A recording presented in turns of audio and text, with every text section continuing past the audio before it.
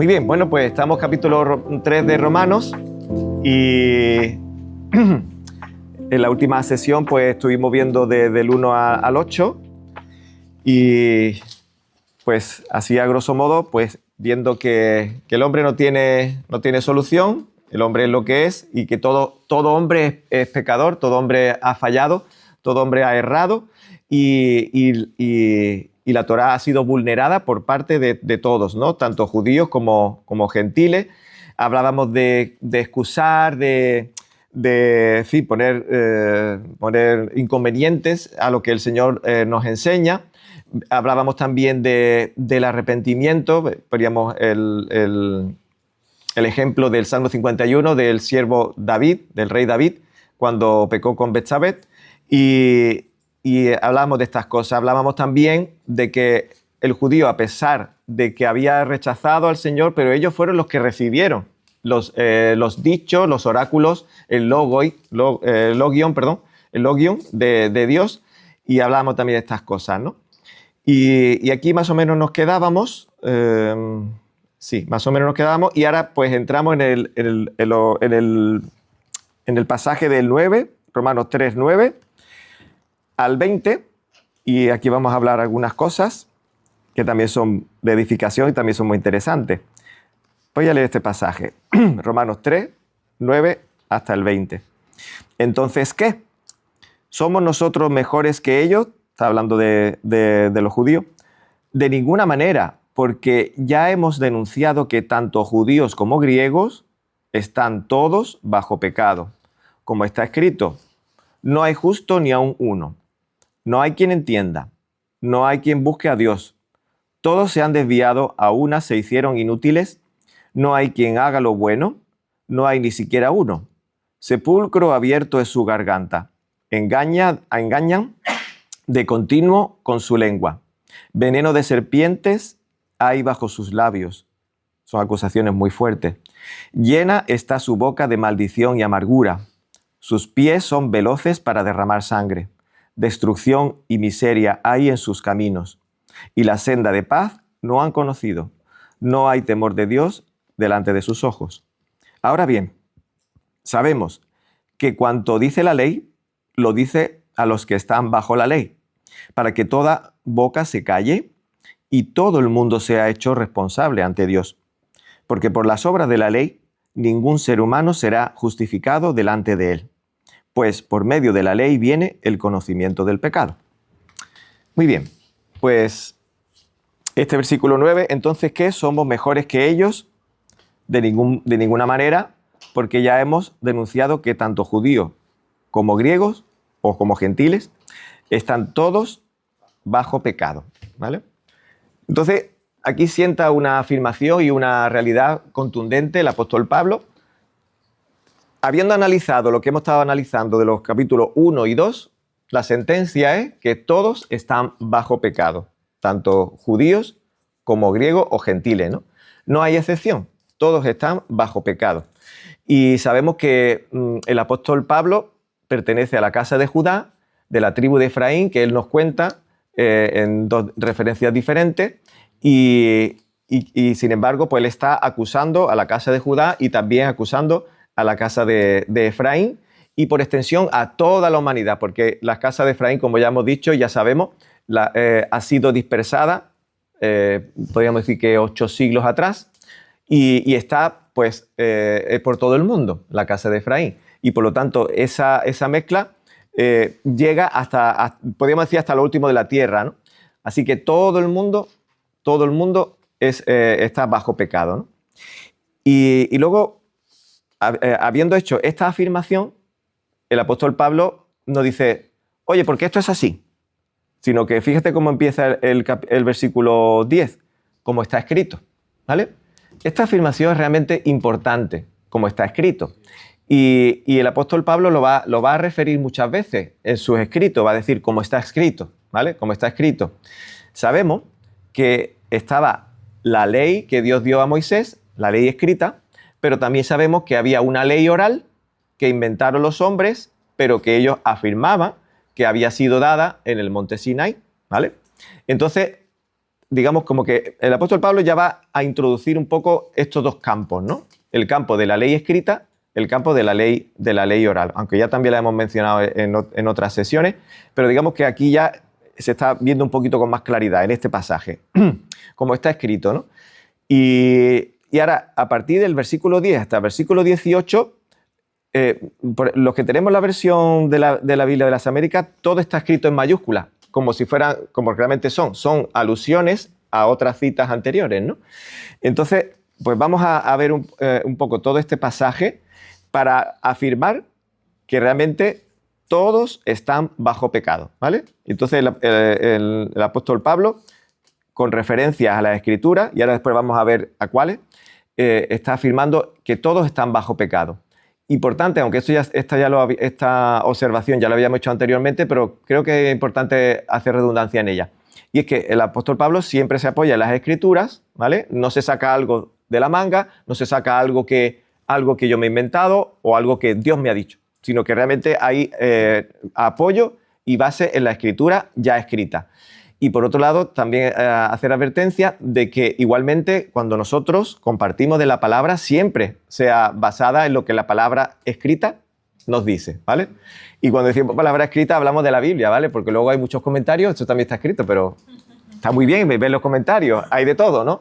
Pero que hagamos distinción, ¿no? Entonces, creo que esa es importante. Entonces, vamos viendo un poco, y permitidme que lo haga con el móvil, porque tengo aquí esta Biblia que tiene también las referencias cruzadas. Entonces voy a ir leyendo versículo por versículo y voy a ir viendo el paralelo de donde se está basando el apóstol Pablo, ¿vale? Aunque vosotros también tenéis referencias, muchos de vosotros tenéis referencias, pero aquí viene mucho más, ¿no? Y me ha gustado mucho. Por ejemplo, el versículo 10 dice, como está escrito, no hay justo ni aún uno. Vale, el Salmo 14, 1 al 3, dice, el necio ha dicho en su corazón, no hay Dios. Se han corrompido, han cometido hechos abominables. No hay quien haga el bien. El Señor ha mirado desde los cielos sobre los hijos de los hombres para ver si hay alguno que entienda, alguno que busque a Dios. Todos se han desviado, a una se han corrompido. No hay quien haga el bien, no hay ni siquiera uno. ¿Vale? Y esto también está aquí en la reseña. Pero si nos vamos al Salmo 53, del 1 al 3, también dice esto.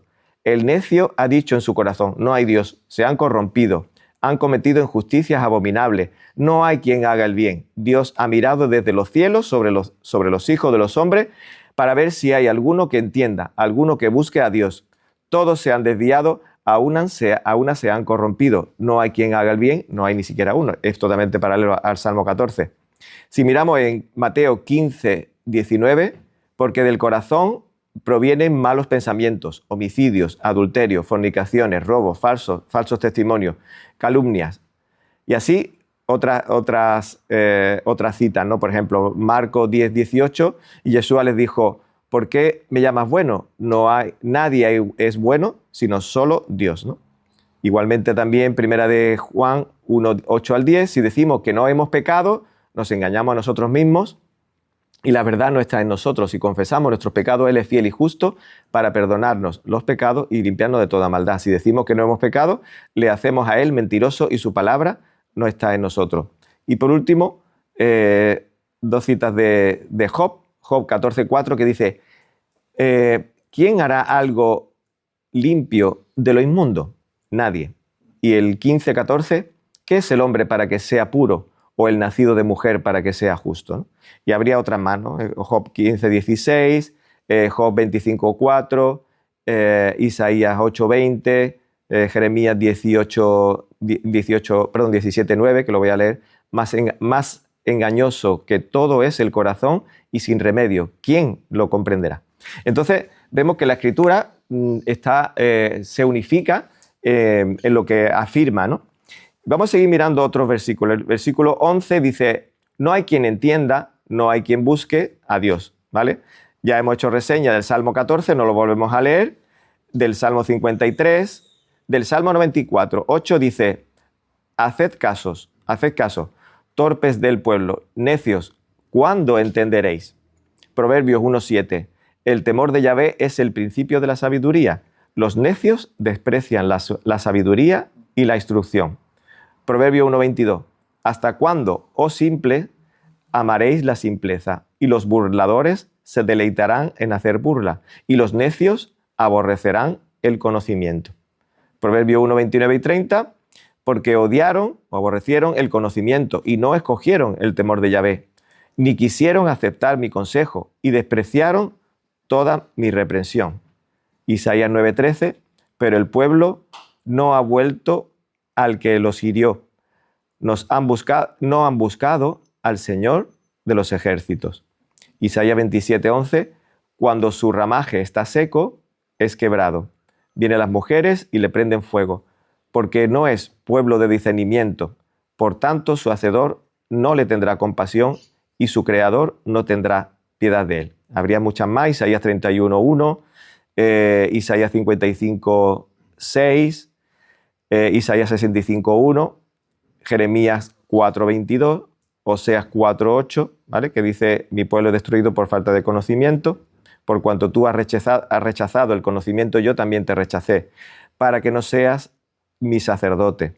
Como has olvidado la ley de tu Dios, yo también me olvidaré de tus hijos, ¿no? Oseas 7:10 testifica contra él el orgullo de Israel, pero no se han vuelto a Yahvé su Dios, ni le han buscado a pesar de todo esto, ¿no? Entonces, aquí también vemos estas afirmaciones. Versículo 12 dice: todos se han desviado, a una se hicieron inútiles, no hay quien haga lo bueno, no hay ni siquiera uno. Todo esto está dentro del Salmo 14, pero si miramos Génesis 6:7 dice: y le pesó a Yahvé haber hecho al hombre en la tierra y sintió tristeza en su corazón. Y Yahvé dijo: borraré de la faz de la tierra al hombre que he creado, desde el hombre hasta el ganado, los reptiles y las aves del cielo, porque me pesa haberlos hecho, ¿no? Esto era antes del diluvio, ¿no? Éxodo 32:8 dice: bien pronto se han desviado del camino que yo les mandé. Se han hecho un becerro de fundición y lo han adorado. Le han ofrecido sacrificios y han dicho: este es tu Dios, Israel, que te ha sacado de la tierra de Egipto. Luego también mención del Salmo 53:1, que ya hemos mencionado.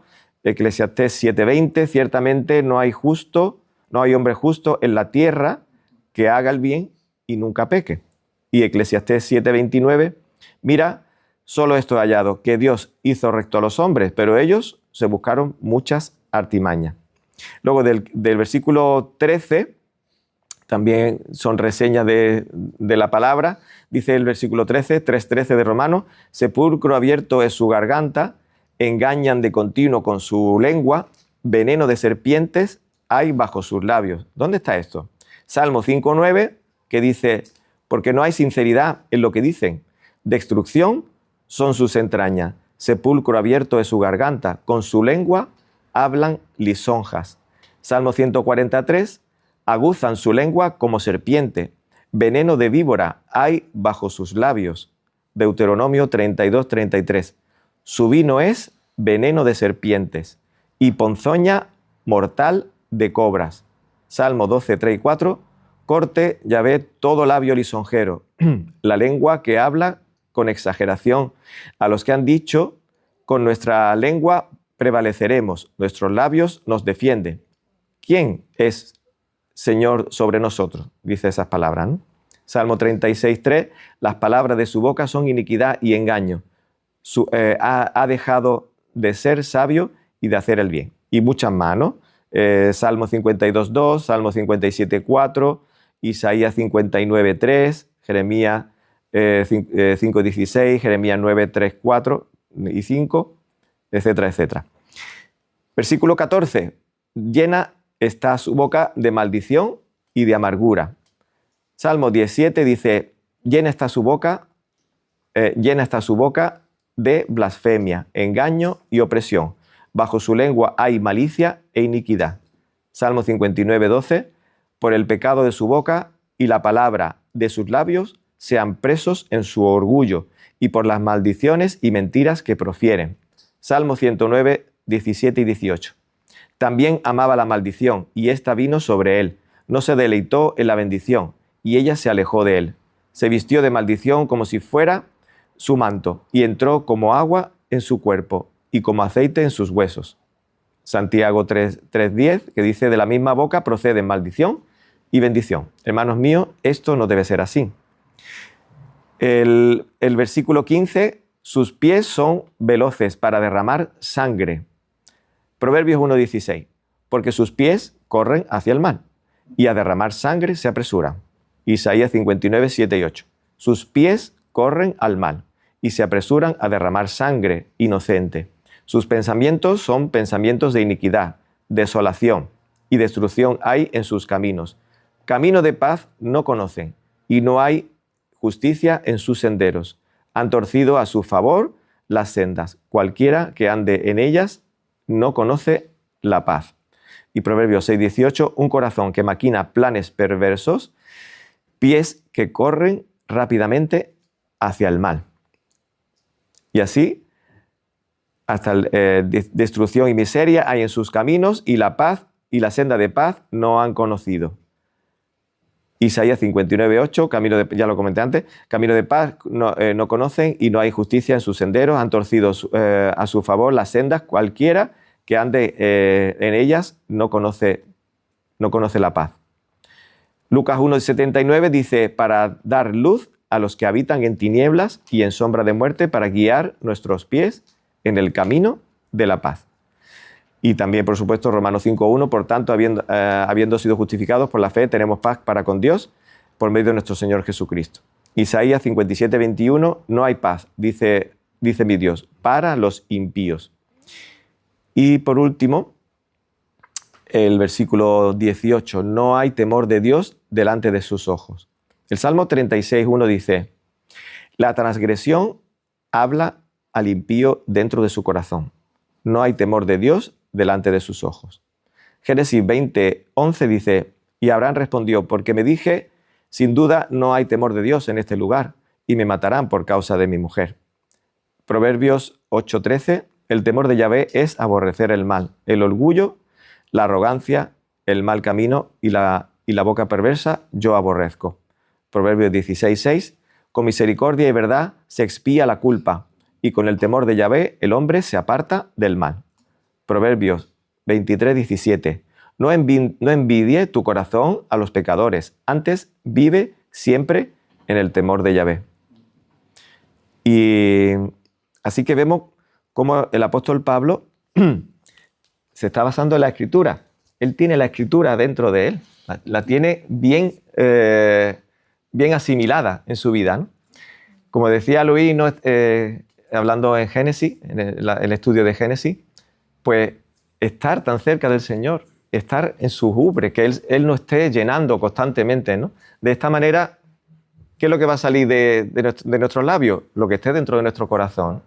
Y hemos estado cantando, ¿no? Enséñame tu camino para andar y para vivir en él, ¿no? Entonces tenemos que estar en la palabra constantemente, ¿no? Y es algo que el apóstol Pablo, digamos, como que le sale, ¿no? Es como a un chistoso que le sale, pues siempre le salen chistes, ¿no? Porque es lo que tiene en su corazón, está muy bien, muy gracioso para un ratito, ¿no? Pero realmente, cuando se trata de hablar de vida, pues lo que queremos es alimentarnos con la vida, ¿no? Y como hemos estado diciendo, ¿no? Entonces, alguien que está experimentando la vida, transmite la vida, ¿no? Así que, perdóname.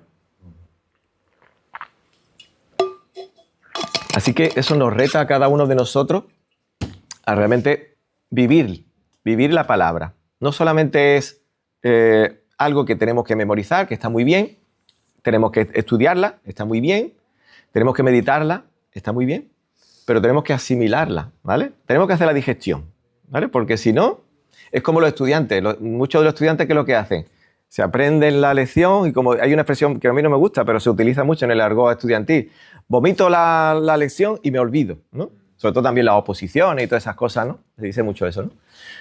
Eso no es la vida del Hijo de Dios, ¿verdad que no? Sino que realmente, aunque sea poquito, alimentarnos bien.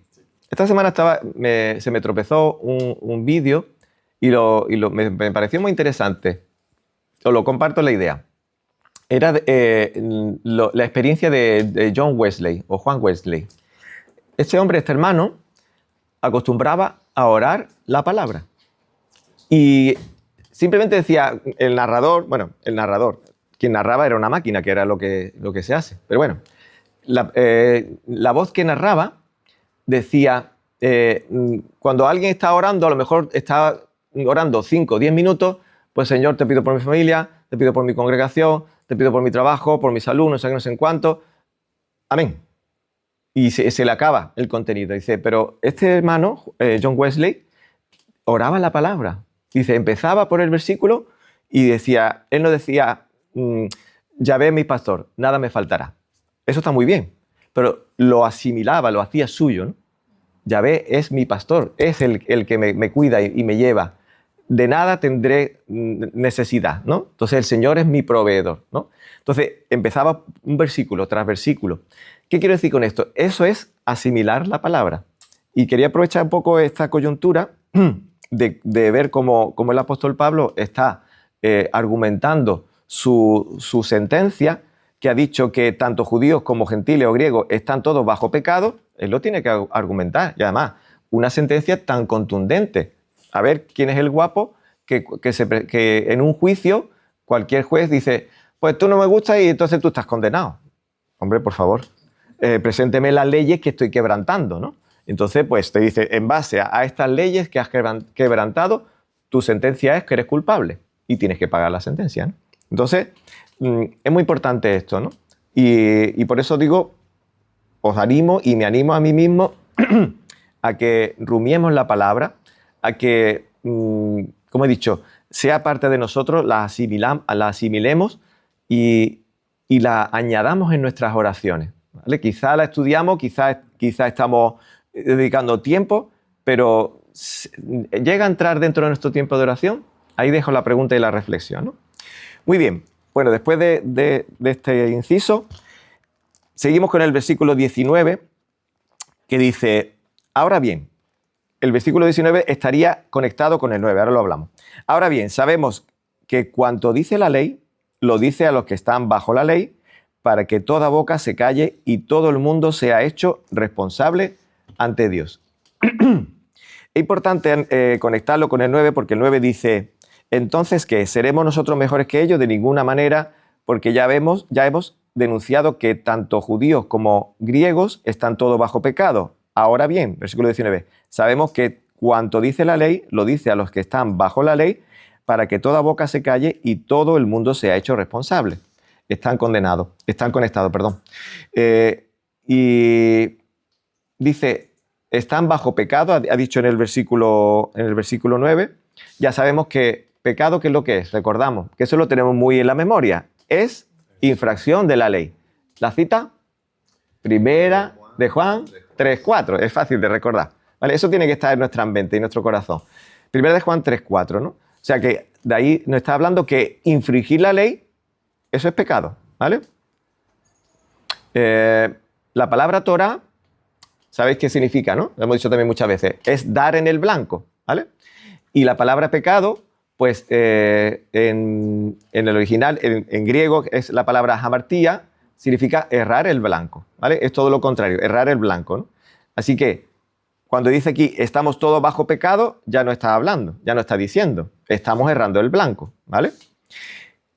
Entonces, el apóstol Pablo, al decir que tanto judíos como gentiles están bajo pecado, él está afirmando que todo el mundo debe respeto, lealtad, sujeción a la ley de Dios. Pues si no es así, se está infringiendo la ley de Dios. Y lo voy a volver a repetir.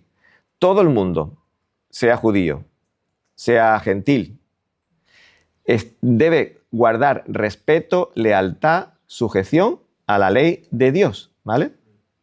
Pues de no ser así, estará infringiendo la ley de Dios. Así que, viendo esto, el versículo 19 nos está diciendo que cuanto dice la ley, lo dice a los que están bajo la ley. Cuando leemos esta frase, si la leemos por sí sola, cuanto dice la ley, lo dice a los que están bajo la ley, muchas personas, muchos hermanos, piensan en el modo tradicional que hemos tenido durante un tiempo, los que están bajo la ley, ¿quiénes son? Los judíos. Los judíos. Entonces ellos son los que están condenados, ¿no? Pero si observamos bien, el texto no nos está diciendo eso. Lo que pasa es que nuestro prisma y nuestra visión, bueno, la visión de antes nos llevaba a decir, porque está bajo la ley el judío, por lo tanto, ese está condenado. Así que mejor no estar bajo la ley, ¿vale? Porque si tú te sometes a la ley, entonces, como no eres capaz de cumplirla, ya te estás condenando. Así que deja la ley, vamos a dejar la parte porque nadie la puede cumplir. Eso es lo que nos enseñaron, ¿vale? Pero fíjate lo que está diciendo el apóstol Pablo en el mismo versículo, ¿no? Porque está diciendo, ahora bien, sabemos que cuanto dice la ley, lo dice ¿a quién? A los que están bajo la ley, para que toda boca se calle y todo el mundo sea hecho responsable ante Dios. ¿Toda boca? ¿Toda boca de los judíos? No, toda boca. Y lo ha dicho antes, en el versículo 9, que está conectado al judío y al gentil. Toda boca, todo el mundo, ¿vale? Y todo el mundo quede bajo el juicio de Dios. Entonces la ley es tanto para el judío como para el gentil. Entonces, viendo esto, vemos tres afirmaciones o tres realidades en el versículo 9 y en el versículo 19. Una realidad es que está bajo pecado, está bajo la ley y está bajo el juicio de Dios. Si pensamos en ese pensamiento del judío, cuando dice, ¿está bajo pecado? Sí, porque ellos pecan. ¿Están bajo la ley? Sí. ¿Están bajo el juicio de Dios? Sí. Pero es que eso es para todo el mundo. Todo el mundo está en pecado, todo el mundo está bajo la ley y todo el mundo está bajo el juicio de Dios. Luego, esa afirmación es el hombre, la humanidad está bajo pecado, el hombre, la humanidad está bajo la ley, el hombre, la humanidad está bajo el juicio de Dios, ¿vale? Así que no cabe de otra manera. Y por lo tanto, ese error que se ha colado durante mucho tiempo, hay que subsanarlo, hay que enseñarlo, ¿verdad? Llegamos al versículo 20. Este versículo 20 es un poco, trae controversia en muchos campos. Vamos a leerlo. Dice, porque por las obras de la ley, ningún ser humano será justificado delante de él, pues por medio de la ley viene el conocimiento del pecado. Obras de la ley. Aquí ya tenemos esta frase. Este versículo introduce esta frase, obras de la ley, que durante muchos años, siglos, pues a los estudiosos como que lo ha traído un poco de cabeza. ¿Qué significa esto de obra de la ley? Lo vamos a ir viendo. Lo que sí tenemos que tener claro, en un tiempo se nos dijo, bueno, pues, porque por las obras de la ley ningún ser humano será justificado. Es decir, cumpliendo la ley de Moisés o la ley de Dios, nadie puede ser justificado. Eso se interpreta así, eso sería correcto, en el sentido de que nadie es capaz de cumplir toda la ley, por lo tanto hay infracción de la ley porque nadie la puede cumplir. Eso en primera medida. Y segunda medida es que también el apóstol Pablo nos afirma que es por su Hijo por lo que podemos tener la justificación. Si nos vamos a Gálatas 2.16, Gálatas 2.16 dice lo siguiente, sabiendo que el hombre no es justificado por las obras de la ley. Vuelvo a utilizar esta misma frase que vamos a ir analizando o trabajando. Sabiendo que el hombre no es justificado por las obras de la ley, sino por la fe del Mesías Yeshua o Jesucristo. Nosotros también hemos creído en Yeshua, en Jesucristo, para ser justificados por la fe del Mesías, de Cristo, y no por las obras de la ley. Por cuanto por las obras de la ley nadie será justificado, ¿vale? Entonces, a priori, no podemos pensar, o nadie puede pensar, o debería pensar, bueno, que si tú eres capaz de cumplir toda la ley de Moisés, entonces tú automáticamente estás justificado. No, no es posible, ¿vale? Lo afirmamos, no es posible. Es por Yeshua, por el sacrificio de Yeshua, porque Él es el mediador, ¿vale? Y dice por la fe de Cristo, por la fe del Mesías, ¿no? Es decir, por su fidelidad, porque Él fue fiel a lo que el Señor, el precepto que puso, que es el que quebrante la ley de Dios debe morir. Pero Él muere en lugar nuestro y nosotros somos muertos con Él y somos vivificados con Él. Por lo tanto, podemos tener esa justificación en base a su obra que Él ha hecho y por eso es por la fidelidad de Yeshua, ¿vale? Porque Él fue fiel y Él no se quedó en el camino. Hace unas cuantas semanas reflexionábamos en el momento de Getsemaní, ¿os acordáis? Y ya estábamos hablando de que era la prensa de aceite. Él fue probado, pero en ningún momento dudó, ¿vale? Él siguió adelante y por la fidelidad de Yeshua, por la fidelidad del Mesías, podemos ser justificados, ¿vale? En base a su obra. Eso tenemos que dejarlo muy claro. Ahora, la pregunta sería, ¿es lo que está diciendo aquí el apóstol Pablo? ¿Está diciendo que por las obras de la ley ningún ser justificado o está hablando de otra cosa? Pues lo que vamos un poco a ir indagando. Realmente, lo que tenemos que pensar en cuanto a la ley de Moisés o la ley de Dios, ¿vale? Cuando decimos la ley de Moisés, no es que fuera Moisés el que lo inventara, fue el que lo recibió, ¿vale? Y por eso se suele decir la ley de Moisés, pero realmente es la ley de Dios. Cuando hablamos de la ley de Dios, no fue dada para justificación, fue dada como un método de vida, como un manual de vida. Y como muestra un botón. Deuteronomio 12, 28. Deuteronomio 12, 28 dice, bueno, como estoy escuchando que algunos estáis buscando, espero. Deuteronomio 12, 28. Y aprovecho para beber un poco.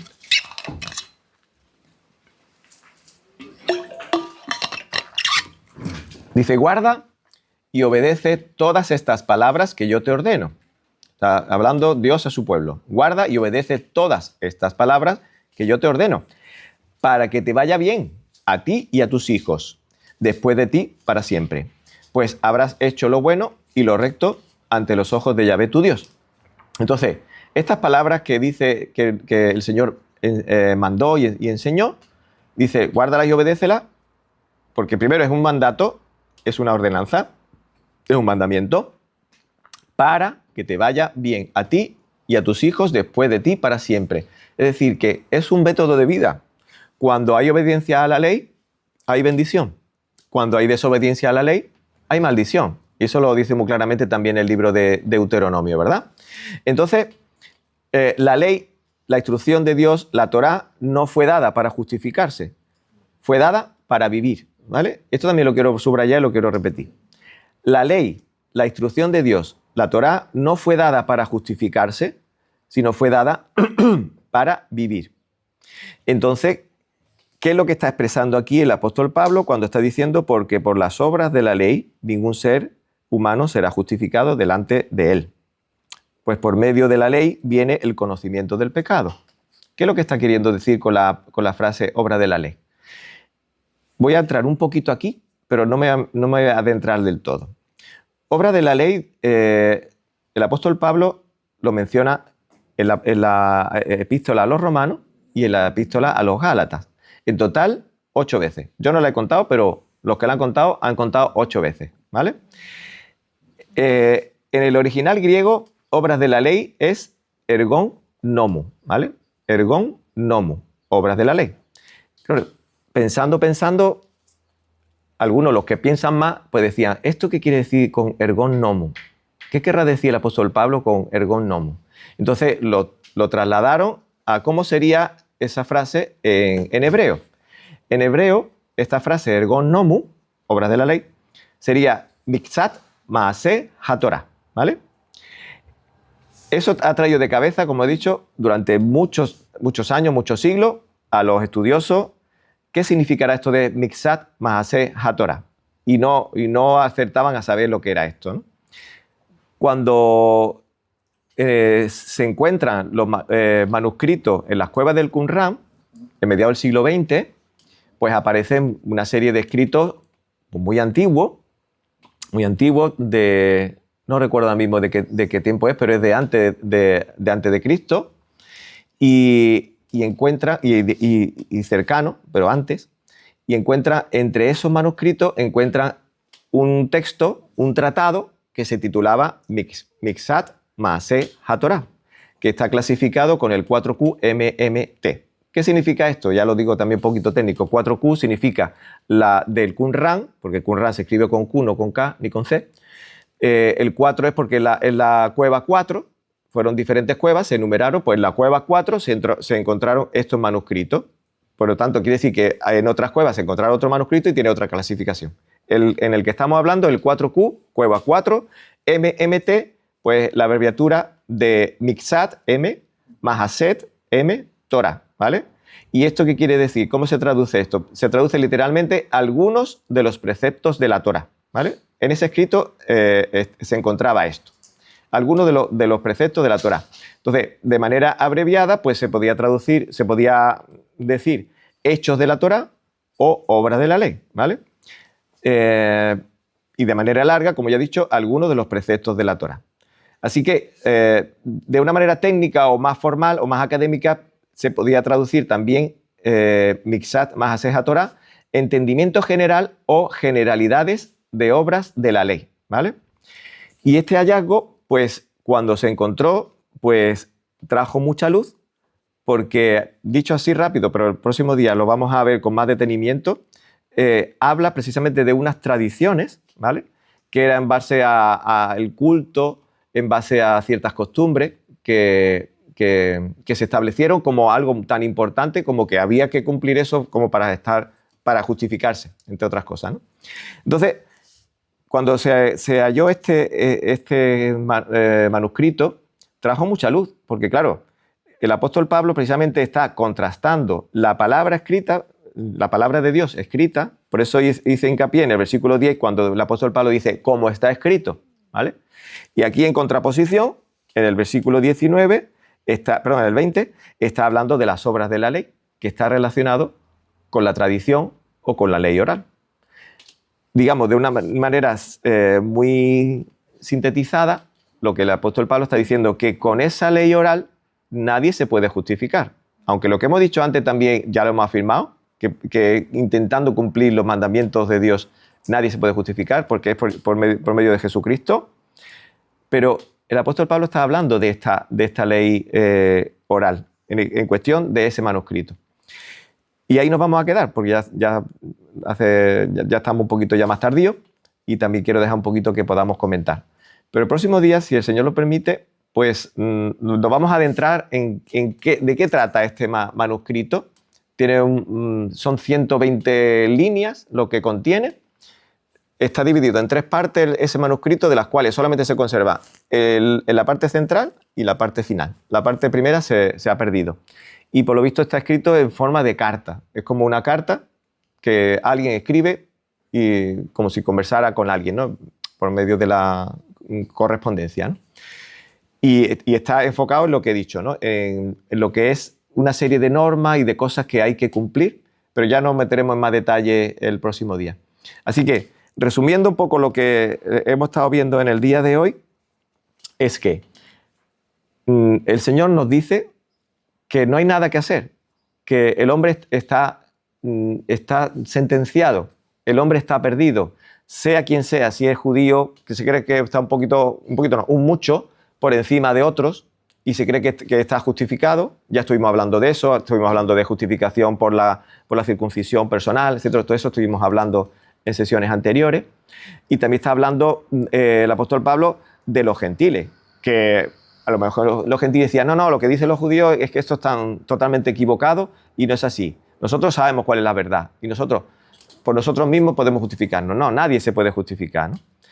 Que tenemos que apoyarnos en la palabra cuando afirmamos algo, y más una sentencia como esta, como hemos dicho, cuando un juez dicta sentencia, y que al fin y al cabo todos están y estamos bajo pecado, todos estamos bajo el juicio de Dios y todos estamos bajo la ley de Dios. Y por lo tanto es solamente por los méritos del Hijo de Dios que se entregó, que fue fiel, y por su fidelidad nosotros pues podemos tener la vida, ¿no? La vida que Él nos da, ¿no? Y que no hay más tradiciones. Y por lo tanto tenemos que siempre examinar lo que viene a nuestras manos, si es con la palabra o no, ¿vale? Porque ahora que estamos abrazando el Evangelio integral, pues muchas veces a lo mejor podemos admitir ahora más cascarillas de la cuenta, ¿vale? Sabéis que yo siempre hago el símil con la harina, ¿vale? La harina refinada y la harina integral, ¿vale? La harina integral tiene cascarilla y tiene ciertas cosas, pero tampoco vayamos al otro extremo que vamos a añadirle más cascarilla, ¿vale? Hay gente que compra harina refinada y compra salvados de trigo y lo mezcla.